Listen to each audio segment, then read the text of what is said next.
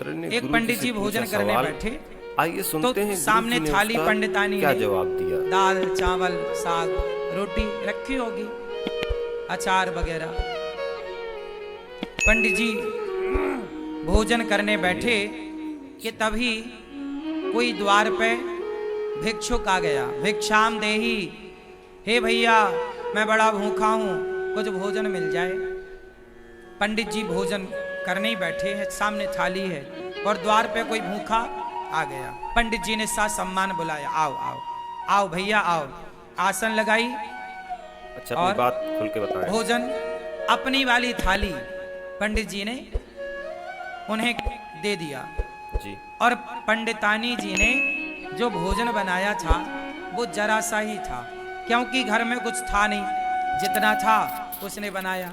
थोड़ी सी दाल थी, आज दाल बनी, साग थी, चावल जो था भिक्षा में उसे मिला। ब्राह्मण थे, भिक्षा मांग कर लाते और जो मिलता खाते। तो आज उनका भोजन जरा कम था, पंडितानी के लिए जरा सा अंदर था। अब वो अतिथि आए और बैठे और वो पंडित जी की थाली में बैठ गए और वो बढ़िया खाए। पंडित जी अंदर गए, पंडितानी से कहा कि थोड़ा और दो रोटी। तो उसने बोला कि बस ये आखिरी 2 रोटी बची हैं। जब पंडितानी ने कहा कि आखिरी 2 रोटी बची हैं, तो वो जो बाहर बैठा खाने वाला अतिथि था उसने सुन लिया कि अब बस इनके पास 2 रोटी बची हैं। तो पंडित जी दोनों रोटी लेकर आए और कहा भैया प्रसाद पाओ, एक और दो रख दूं। उसने कहा नहीं नहीं अब नहीं चाहिए। वो भी समझदार कि अब बेचारे ये क्या खाएंगे। अच्छा, तो मना कर दिया। पंडित जी ने कहा ना, आप हमारे अतिथि हैं, आप पेट भर के खाओ। अच्छा बोले आपकी इच्छा है तो एक रख दो। तो एक रोटी रख दी गई और एक रोटी बची। अब वो अतिथि तो बढ़िया दाल चावल सब्जी रोटी खाकर 5 रोटी खाकर खुश था। पंडित जी की थाली में पंडितानी जी ने 4 रोटी रखी थी फर्स्ट में। 5 रोटी एक और मिल गई, 5 रोटी खा के उसका बढ़िया पेट भर गया, वो चला गया। अब दोनों पंडित पंडितानी बचे तो पूरे बर्तन लाके बाहर रखे और थाली लगाई 2। अब 2 थाली लगी हैं, पीछे की बची हुई जरा सी साग। अब आप जानते हैं दाल बची तो क्या बची होगी, जरा कटोरी, आधी कटोरी। सही बात। अब उसमें दोनों लोगों ने थाली अपनी पंडित पंडितानी ने तैयार करी और रोटी थी एक। पॉजिटिव थोड़ा। तो आधी रोटी पंडित जी ने रखा, आधी रोटी पंडितानी जी ने रखी और चावल जरा सा रहा होगा तो थोड़ा सा चावल आधा आधा उन्होंने रखा और उन्होंने प्रसाद पाया। अब ये सोचो कि आधी रोटी में क्या पेट भरता है। दिन भर से आदमी कुछ नहीं खाया, शाम को भी कुछ नहीं मिलना, एक ही बार खाना है और नाश्ता भी कुछ नहीं हुआ। आधी रोटी मिली तो आधी रोटी खाई पंडित जी ने, जरा सा चावल पंडितानी जी ने खाए। अब पंडित जी ने जैसे ही भोजन किया आधी रोटी का और जरा से चावल का और खा के ना उन्होंने हाथ धोले। तो उनके हाथ का जो धुलने का पानी था वो पहले के लोग ना आंगन में बाहर जाके हाथ धुलते थे, थाली में हाथ धुलने की परंपरा नहीं थी। आज भी हम लोग थाली में हाथ नहीं धुलते। आप लोग खाते हो थाली में हाथ निचोड़ देते हो, ये गलत परंपरा है। हाथ कभी थाली में नहीं धुलना चाहिए। थाली को खा लो, मतलब दाल चावल सब्जी रोटी एक एक दाना खा लो और थाली को धुलो, थाली पे हाथ मत धुलो। पंडित जी बाहर हाथ धुलने गए तो जहां उन्होंने हाथ धुला वहां एक छोटा पेड़ था। वहां पेड़ के पास ना एक नेवला था। अच्छा, क्या था? नेवला। सांप और नेवले की लड़ाई होती है ना, तो नेवला जीतता है, वो नेवला था। तो नेवला के पूंछ की तरफ पंडित जी के हाथ का धुलने का पानी गिरा और वो नेवले की पूंछ गीली हो गई।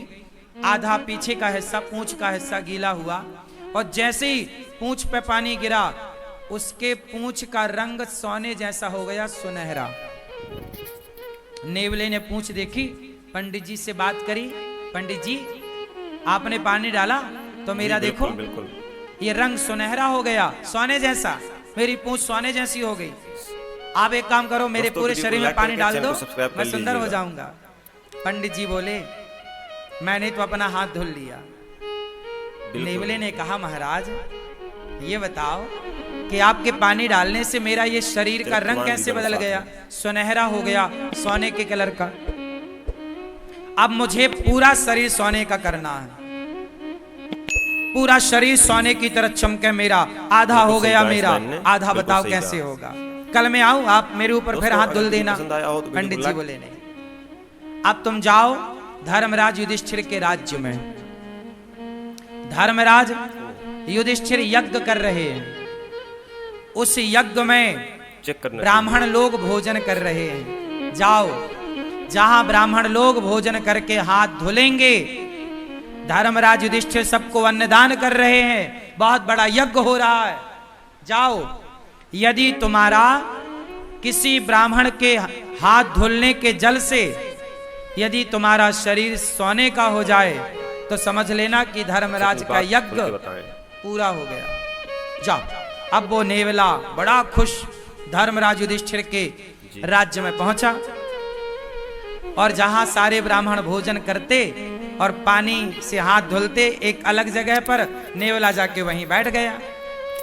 हजारों नहीं लाखों ब्राह्मणों ने हाथ धुले, हजारों नहीं लाखों लोगों ने प्रसाद पाया, लेकिन नेवले का रंग सुनहरा नहीं हुआ। अब जब सारे ब्राह्मण खाए, दक्षिणा ले लेके चले गए, तो धर्मराज युधिष्ठिर बोले देखो, अर्जुन बोले कि देखो अब राजाओं की एक सभा लगी।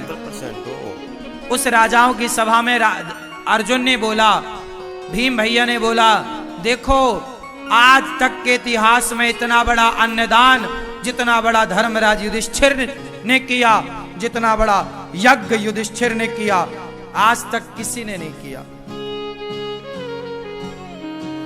इतना बड़ा यज्ञ किसी ने नहीं किया, इतना बड़ा अन्नदान किसी ने नहीं किया, इतना सारा सोना चांदी हीरा मोती दान दिया युधिष्ठिर जी ने। अच्छा।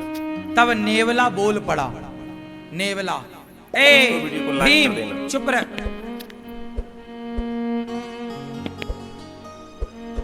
नेवला बोला, भीम भैया चुप रहो,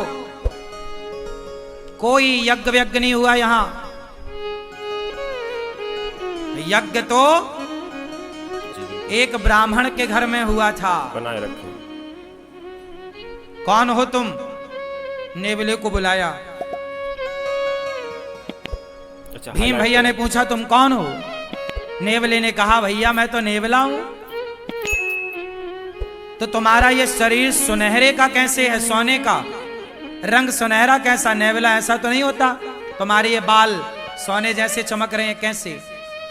उसने कहा महाराज यहां पास में एक गांव है, उस गांव में एक पंडित पंडितानी रहते हैं। पंडित जी ने हाथ धोया तो उनके हाथ धोने का जो पानी गिरा वो मेरे शरीर पे गिरा, तो मेरा शरीर सोने का हो गया आधा।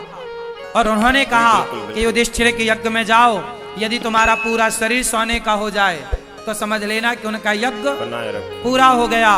पर सुनो, तुम्हारा कोई यज्ञ पूरा नहीं हुआ, मैंने तो कब से बैठा गीला होता रहा, मेरा शरीर सोने का नहीं हुआ। और तुम कह रहे हो कि धर्मराज ने इतना बड़ा यज्ञ किया, इतना दान किया। वो पंडित जी ने जो हाथ धोले तो मेरा शरीर बदल गया, और तुम्हारे यहां तो इतने ब्राह्मण खाए, कुछ नहीं हुआ।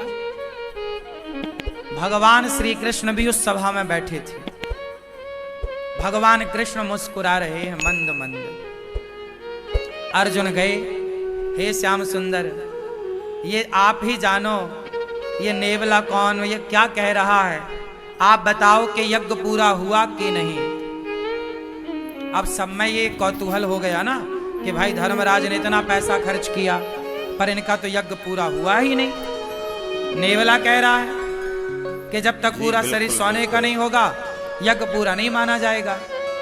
अब श्री कृष्ण से जब कहा गया तब भगवान श्री कृष्ण ने कहा, दोस्तों वीडियो को लाइक करके चैनल को सब्सक्राइब कर लीजिए। अभी आपका यज्ञ पूरा नहीं हुआ, इसलिए इसका शरीर सोने का नहीं हुआ, हो जाएगा पूरा तो इसका शरीर निश्चित सोने का होगा। अर्जुन ने कहा कि हे प्रभु, मेरे भाई ने युधिष्ठिर जी ने जितना बड़ा यज्ञ किया, आज तक इतना बड़ा यज्ञ किसी ने नहीं किया। जब किसी ने नहीं किया तो इसका आधा शरीर सोने का कैसे हुआ? भाई इतना बड़ा यज्ञ तो किसी ने नहीं किया, और ये इसका शरीर पूरा सोने का यज्ञ में होगा, तो आधा शरीर जो इसका सोने का हुआ वो कैसे हुआ, मैं ये जानना चाहता हूं। तब भगवान कृष्ण बोले, नेवला तू ही बता।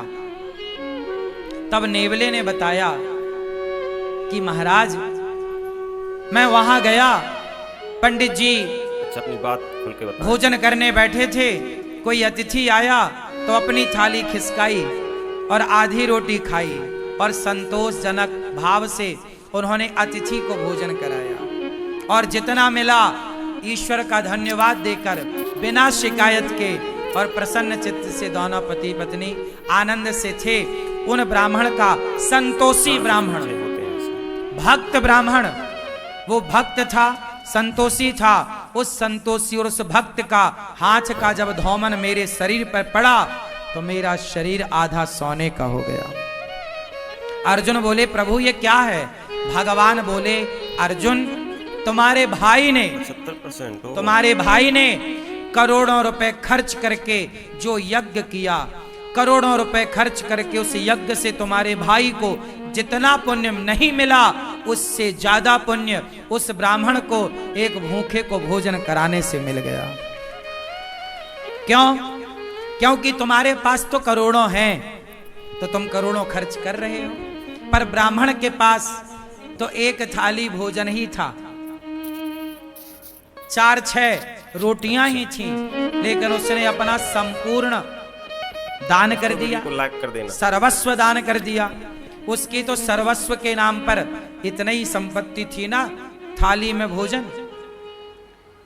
अर्जुन बोले, अब ये बताओ इसका शरीर कैसे सोने का होगा? बोले, आपके राज्य में कोई भूखा है, जाओ पहले खोज करो। खोज किया तो पता लगा कि जंगल में एक महात्मा भूखे बैठे हैं। धर्मराज का युद्ध, धर्मराज का यज्ञ सब ब्राह्मण भोजन कर लिए, पर एक ने नहीं किया, तो अभी यज्ञ पूरा नहीं हुआ।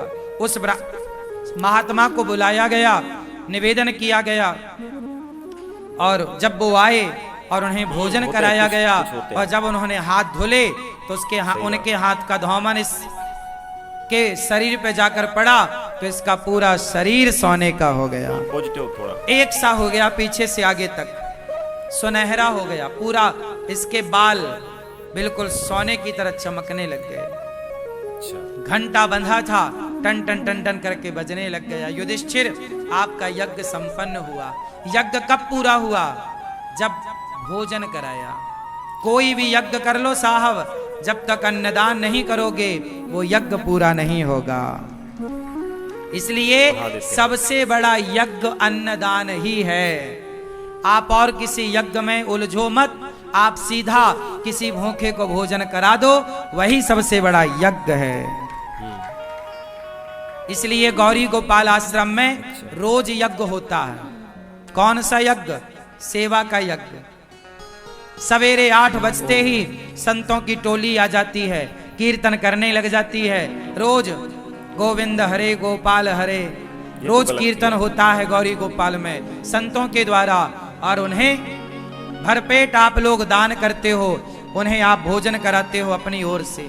आप लोग जो एक दिन का गौरी गोपाल अन्न क्षेत्र बांटते हो संतों को, तो जितने संत भोजन करते हैं आपके द्वारा, एक एक संत एक एक यज्ञ का फल आपको दे करके जाते हैं। इसलिए गौरी गोपाल आश्रम में जो संत भोजन करते हैं वो किसी यज्ञ से कम नहीं है।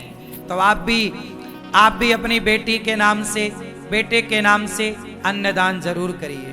और आप भी गौरी गोपाल आश्रम की ये संतों की सेवा के लिए जो अन्न क्षेत्र अखंड निःशुल्क संतों को रोज अन्नदान होता है गौरी गोपाल में, आप भी अन्नदान करिए और आप भी इस अन्नदान की सेवा से जुड़िए।